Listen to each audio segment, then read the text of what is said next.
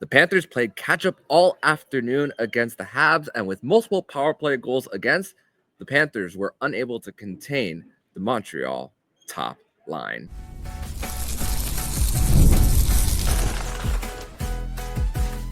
You're Locked On Panthers, your daily podcast on the Florida Panthers.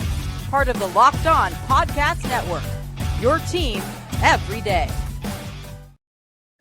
And welcome into this Monday, March 31st edition of the Locked On Florida Panthers podcast, part of the Locked On Podcast Network, where it's your team every day. Thank you for making the Locked On Florida Panthers podcast your first listen of the day. I'm Armando Velez from the Hockey News, and you can follow me on X and Blue Sky at MondoMan12. Follow the show account on X and Instagram at LO_FLA Panthers, and on Blue Sky at LOFLA Panthers. You can follow the podcast anywhere you listen to podcasts and on YouTube. Subscribe. And if you're on the YouTube channel, make sure to press that like button. And shout out to the everydayers who come back here and get your daily Florida Panthers fix.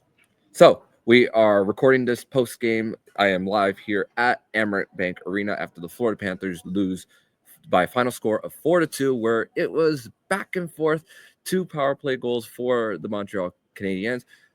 Panthers and Habs were tied going into the third, but with the Montreal Canadiens taking the lead 2 minutes in, the Florida Panthers were unable to tie the game and force overtime, and it's now another regulation loss to the Montreal Canadiens.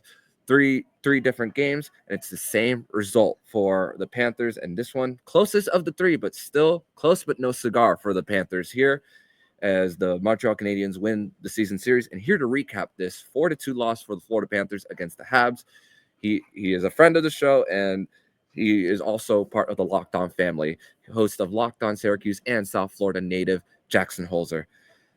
Jackson, oh man, this was a tough one to swallow, knowing that this was a game that the Panthers had to have here, with this being the beginning of the home and home, and this is their first loss at home in over a month since the Seattle game, coming off of 4 nations, and a little bit of a bad taste in the mouth, where the Panthers at times were controlling the game, even before, like, what in that second period, playing well, allowing 4 shots against in Montreal, but it was just falling behind over and over again. And got to give credit to Montreal, the stars of that for the Habs. Lane Hutson with 3 assists, Nick Suzuki, Yaroslav Kovsky with a big power play goal. But man, it's frustrating, the fact that almost a long winning streak, and now it's 4 straight losses against Montreal. Your takeaways, my friend? This is probably the low point of the Florida Panthers season. It does not mean that they can't flip the switch and win another Stanley Cup. I'm not sitting here trying to declare the season over. But this is the worst moment so far of this season. They have not won a regulation game since March 13th. It's been 2.5 weeks. Remember that game? You probably don't. It was at Toronto, that 3-2 win. That's the last time they won a regulation game. They cannot beat the Montreal Canadiens, and it's actually pretty easy to figure out why. Because Montreal, they stretch them out, so they're getting rush chance after rush chance after rush chance, and they're young, and they're hungry, and they're in a playoff chase for the first time in forever, so they're feeling good about themselves. And when they're in the offensive zone, they're just zigging and zagging around. They're constantly circling, constantly moving. Normally, the Panthers do really well on that. They just sit, they just play their position. They don't get caught puck watching. But against Montreal, for some reason, they're puck watching. And then, for crying out loud, on a penalty kill, the first goal of the game. Hello, Patrik Laine? I don't care what his 5-on-5 metrics say. He's got one of the best releases in the National Hockey League. And for the second straight time against this team, you leave him wide open for a one-timer. Like, you can't do that. You have to have your eye on him at all times. And the other one, yeah, it was an unlucky bounce. But again, you get isolated in a 2-on-1 situation down low. Unlucky bounce off Seth Jones. It was not his fault. He actually did a pretty good job of defending it, the fact he knocked away the pass. But again, you're pulled out of position. So really frustrating loss. And now they're third in the division for the first time since probably October when they were like 1-2. Mm.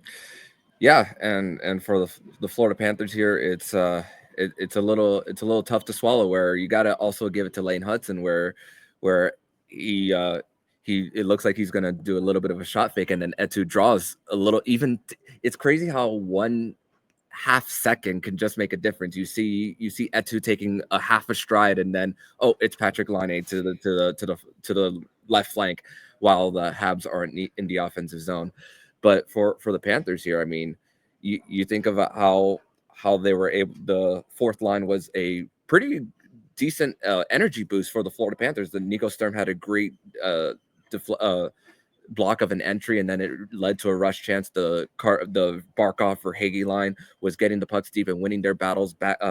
Even when the Habs were trying to break out of their zone, the back check for Alexander Barkov resulted in that first Sam Reinhart goal, his only goal, for his 36th of the season. But really, it's another one of those where they get their chances, and Carter Hagee continues to be snake bitten. I mean, go ahead. He can't score. I don't know what it is. He's getting so unlucky this year. His shooting percentage is way down from he's not declining or anything like that. It's a classic case of, oh my goodness, this is the most unlucky player in the league right now. Yeah, and for Verhaeghe, he thankfully spoke about it post game about how he is thankful that he's still getting those quality chances. And hey, you just need to. Good players will find a way to find the back of the net whenever they're given those opportunities. It's just really maybe a little bit of the pressure when it comes to the contract he just signed, even though it was in the beginning of the season. But still, it's just catching up, at least for this season. But hey, sometimes these don't repeat season after season, so it's just something that they got to continue to just find a way to get the puck to him. And hey, the best part of the season is coming up for him. Barkov, in his 800th game he played today, said that there are hard to find a lot of positives for them whenever it comes to a loss. And even going back to the Capitals game before things broke open, it was another one of those games where they score, you respond, they score, you respond.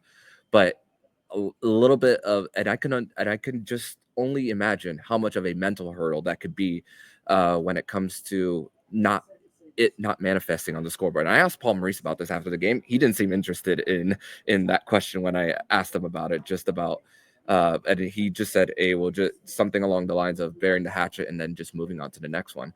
And just you think about the lack of control for the sticks, 2 high sticking penalties for the Panthers here in the game. One of them that Tobias Bjornfot, that his results in the power play goal for the Panthers. That it was just a lack of control for the Panthers at times, which I'll get more into that in the second segment. But also for the Panthers here, a lot of their inability to create shooting lanes. That second line for the Panthers here, they had let me look at their shot attempts real quick for them. That second line, 17 shot attempts, only 2 of them got on net. That's crazy. Yeah, that's awful. What the how? Yeah. So wow. as a unit, and I thought that Mackie Semiskevich was actually, starting to get a little bit of speed in, but also I got to give credit to Lane Hutson. I know there's a lot of questions about his defense, but he was able to close gaps really well outside of the 3 assists. The Panthers have always shown how mentally tough they are, especially over the past few years. So I'm not necessarily worried about their mental toughness. Yeah. But here is what I am worried about right now. Remember the Vegas Golden Knights a year ago? Mm-hmm. The Vegas Golden Knights had this huge trade deadline last year. And they got all these pieces, and they look like this juggernaut team on paper. The issue was they were hurt.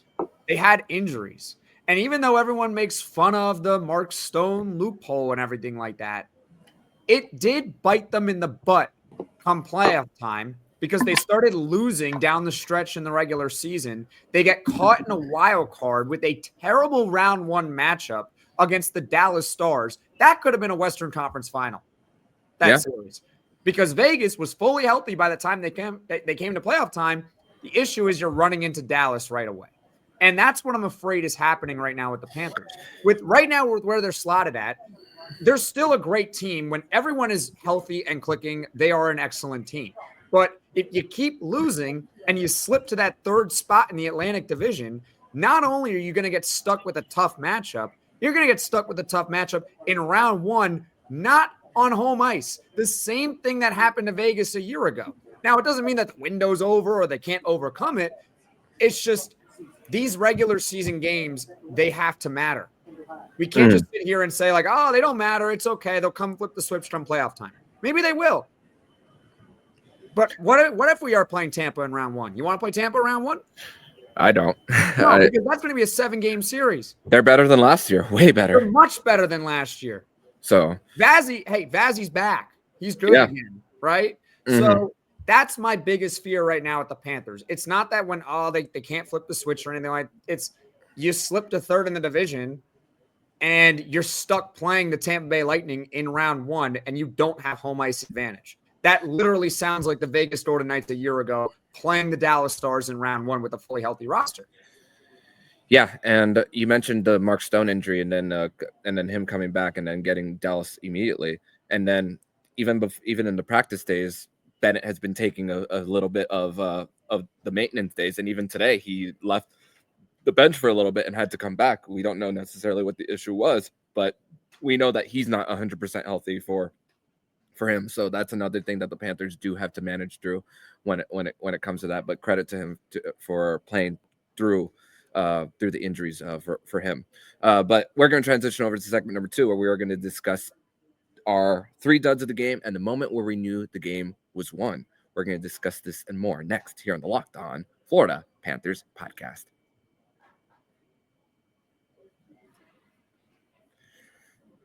Today's episode is brought to you by FanDuel. And the March Madness is here, and FanDuel is giving you the chance to get in on the action like never before. Right now, new customers can get $200 in bonus bets when your first $5 bet wins. That's $200 extra bucks on everything from buzzer beaters, Cinderella stories, and even who's cutting down the nets. I got my eye on a few underdogs, and FanDuel makes it easy to get back with spreads, totals, and game props. With tournament games happening almost every day, there's always something exciting to bet on. The FanDuel app is simple to use, and when I win, I get paid instantly. No waiting around. So visit FanDuel.com and get in on the college hoop action all season long. That's all on FanDuel.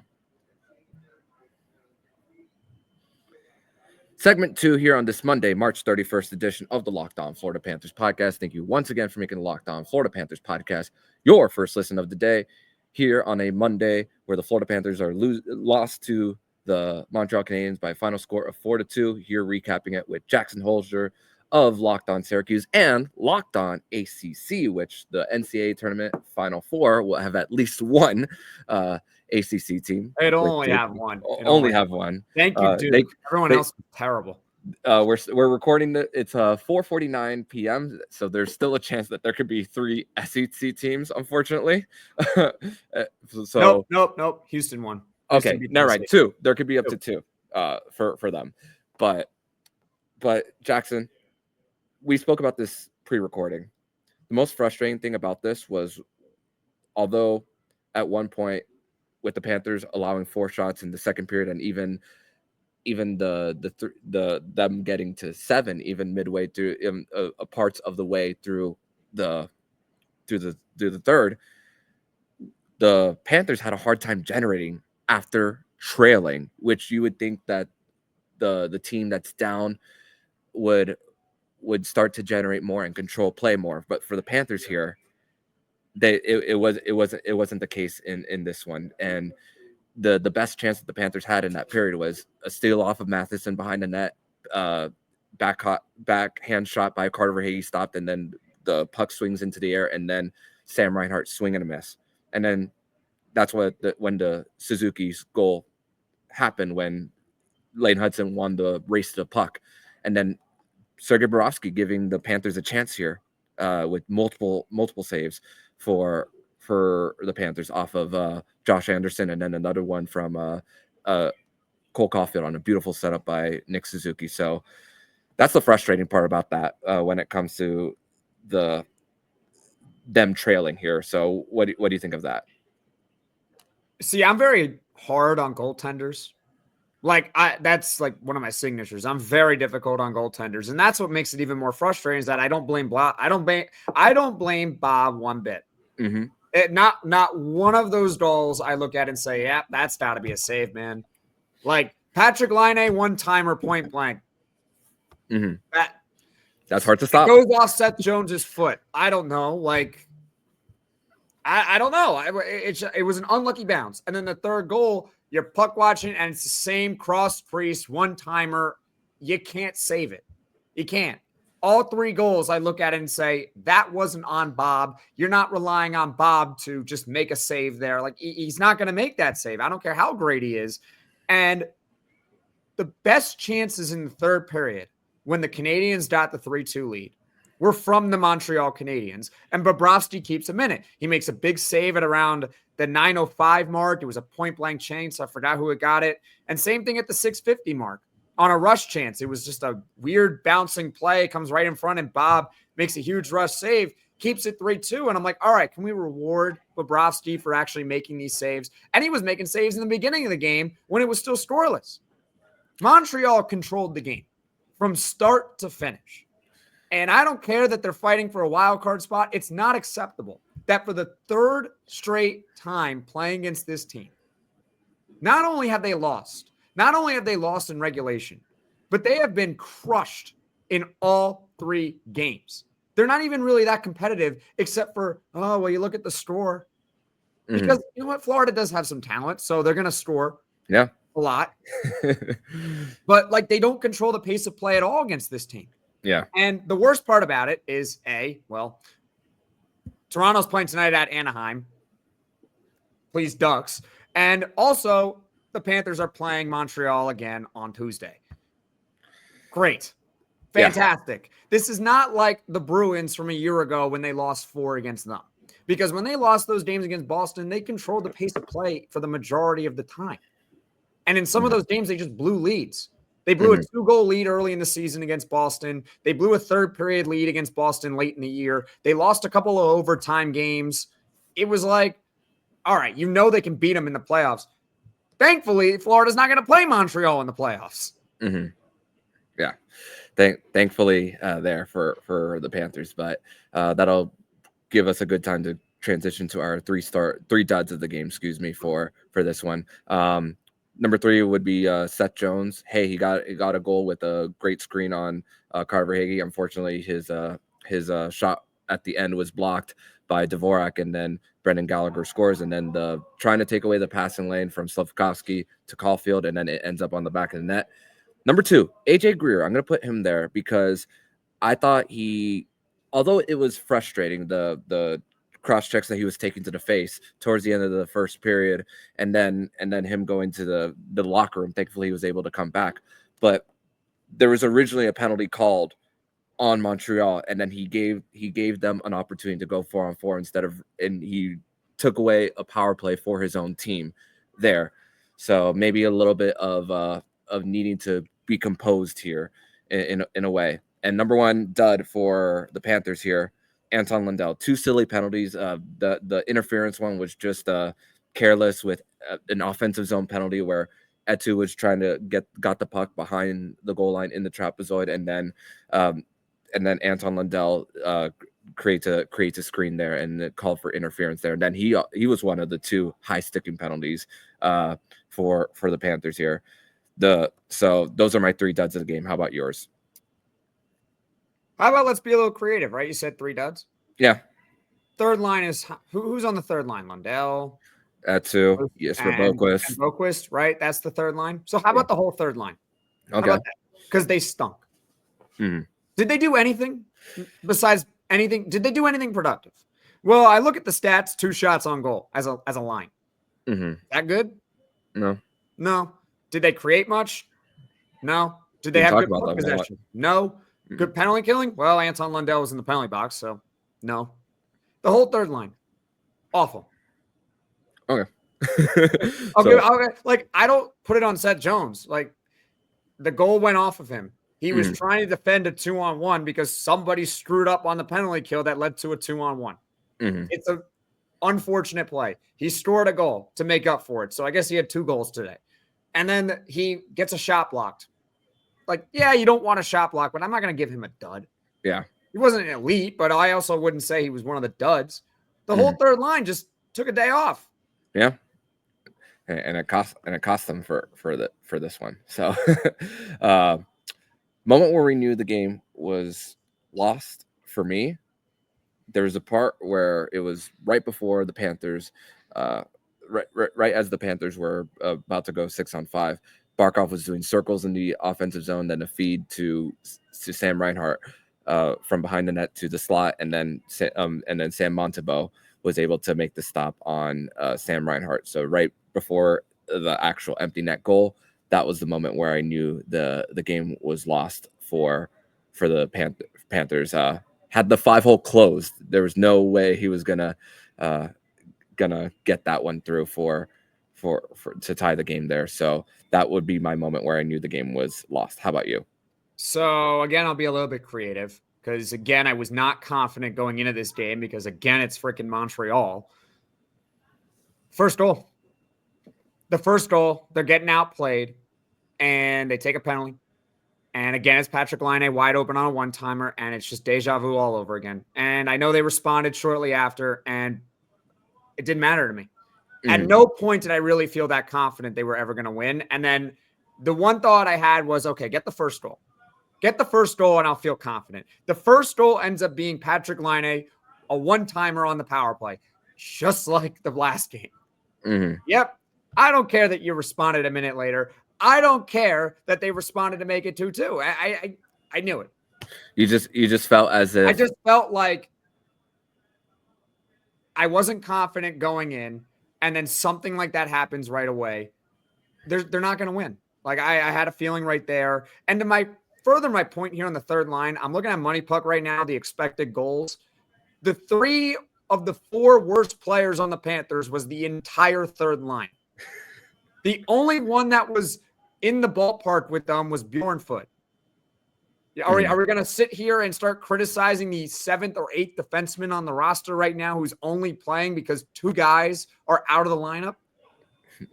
Not going to be that nitpicky. Like the whole third line, that line will be in the play. They're not going to be together, but that line will be in the playoffs.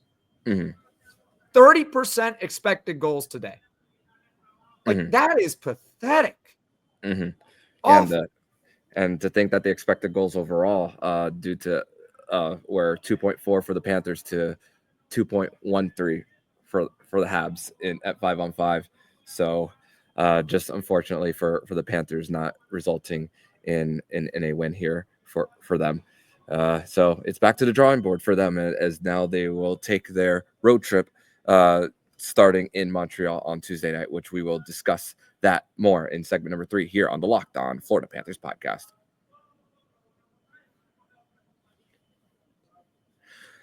Segment number 3 here on this Monday, March 31st edition of the Locked On Florida Panthers podcast. Thank you once again for making the Locked On Florida Panthers podcast your first listen of the day here on a Monday, here with Jackson Holzer of Locked On Syracuse and Locked On ACC, as the Florida Panthers lose to the Montreal Canadiens by a final score of 4-2 from Sunrise.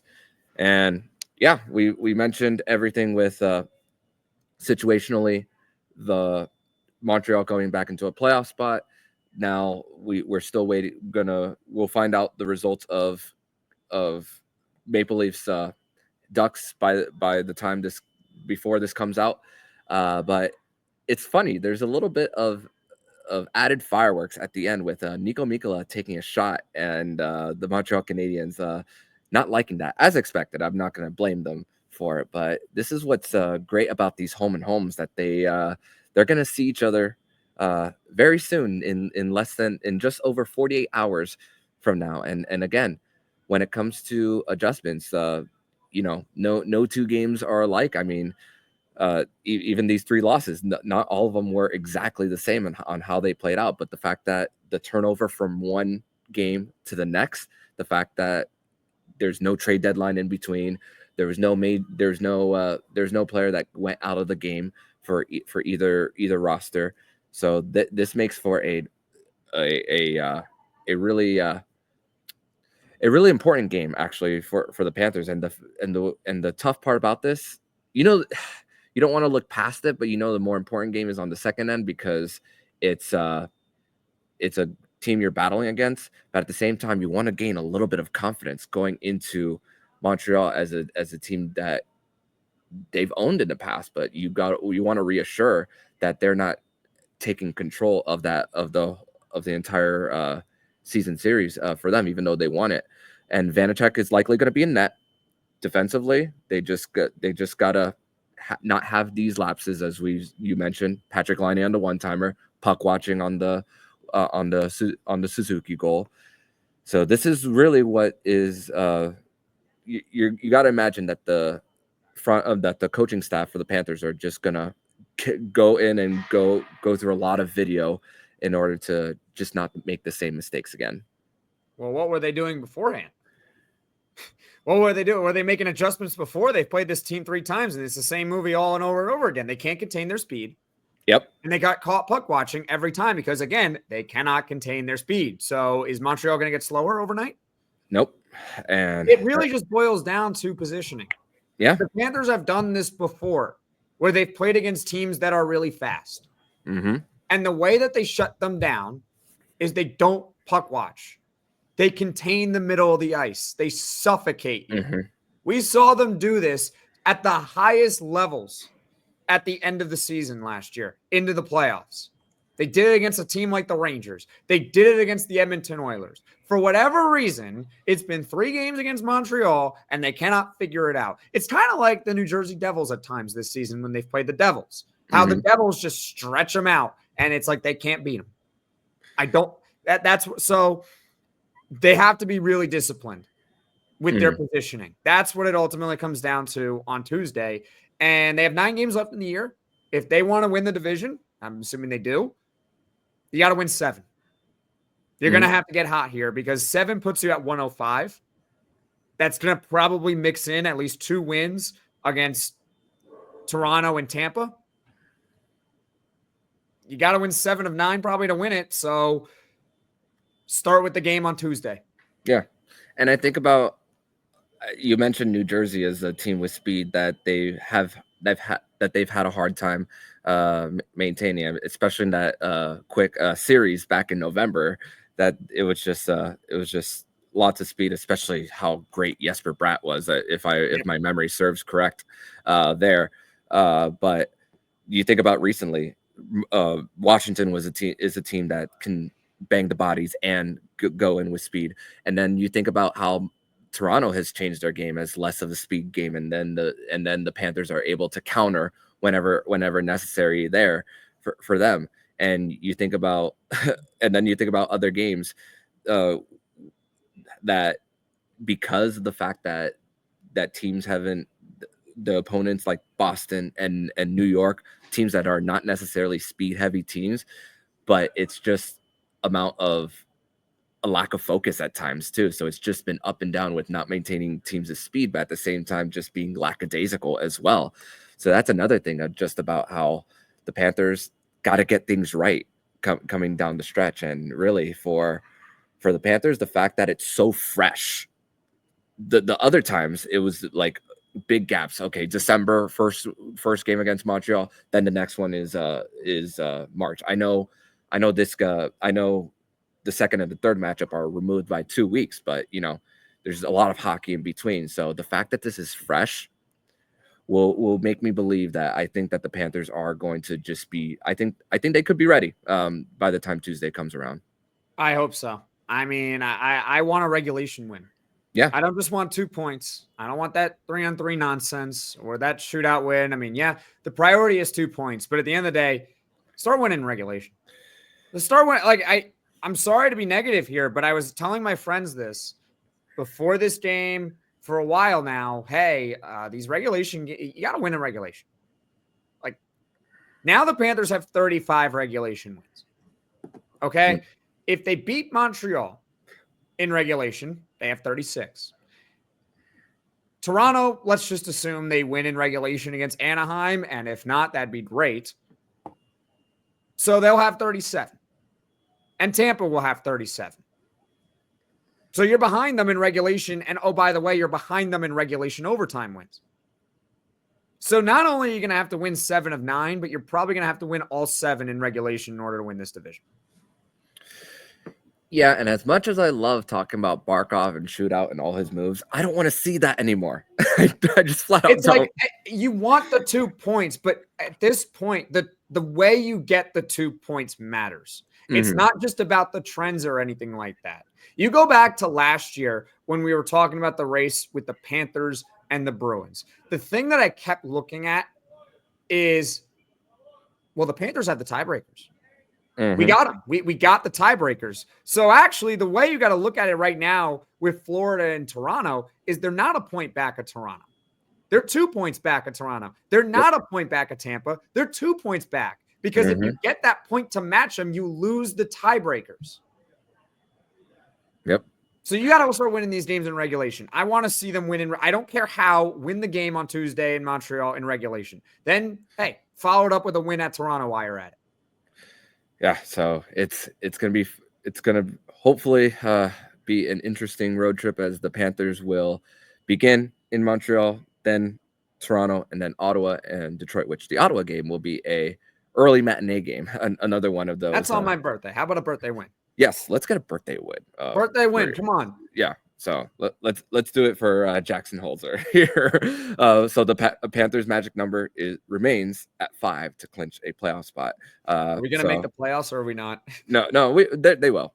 Maybe. Are we sure? So it's just a matter. It's just a matter of when at this point. So I will update all the scenarios on Monday night going into Tuesday. What will need to happen, but right now we still don't know the result of Islanders Hurricanes. So I'm not going to throw a scenario out there of what could be, because with the Rangers winning, that changes a lot of things when it comes to the scenarios and all the math out there for the Panthers. So Panthers, an up and down home stand for them, grinding it out. But hopefully, even though we saw the Panthers grind out these wins not in regulation, when we get to the playoffs, and at least I know there's no 3-on-3, and if they find ways to win, we're not going to be complaining about whether it was in regulation or overtime. Right. It just matters that they got a win. Yeah. So hopefully we can go back to this, Jackson, and say that this was not necessarily a wasted conversation, but something that we maybe that we could say we overreacted to. I'm hoping the lowest point of the regular season for the Panthers right now. I don't think that's an exaggeration. It doesn't mean that they can't win the Stanley Cup still. It just means that they are now in 3rd place in the division. They haven't been there since October. Yeah. That's not good. Okay. and they haven't won a regulation game in 2.5 weeks. So, yeah.